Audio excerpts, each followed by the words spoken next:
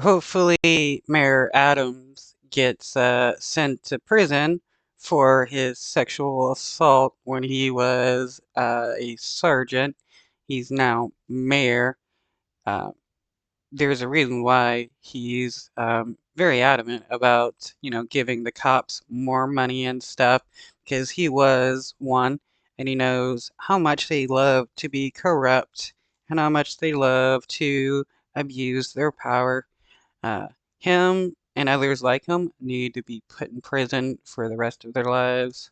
Sexual assault allegations against Mayor Eric Adams by a former police colleague. She did file a lawsuit today, and we want to warn you, the details are graphic. CBS 2 political reporter Marcia Kramer is here to take us through it all. Marcia. Well, Christina Maurice, the bombshell allegations date back to 1993, but the allegations are no less jaw-dropping than when they reportedly happened 3 decades ago.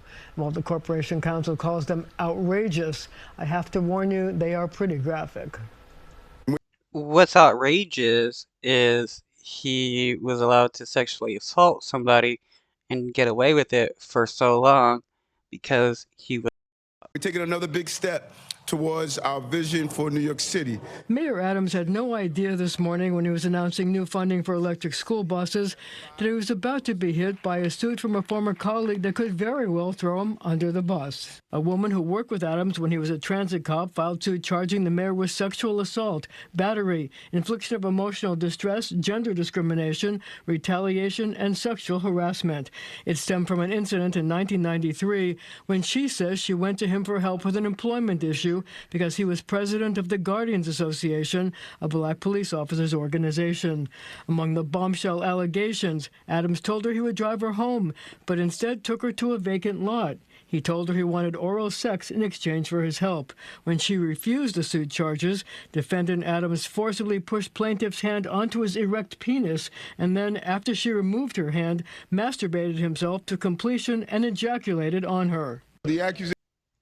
Yeah, no surprise. He was a cop. Cops believe they can do whatever they want, especially the men cops who, yeah, they assault their fellow lady cops a lot. And because cophood is all about, it's a big old men's club, so the women, uh, there's not much they can do. It's like in the military, where there's a lot of rape going on of women, and anytime the women complain about it, they get punished by their male sergeants and stuff. Accusation absolutely did not happen. I don't even recall who this person is. I've never recalled even meeting them. And Right, that's what a lot of sexual assaulters say. Oh, I don't know this person. Blah, blah, blah. Just because you don't remember it happening doesn't mean she doesn't remember it happening. you know, I spent my life protecting people. That was the mayor's reaction last November when the woman initially filed a notice of claim under a special New York Adult Survivors Act signed in 2022 by Governor Hochul, which provided a 1-year window for people to bring lawsuits over sexual assaults that may have occurred decades ago.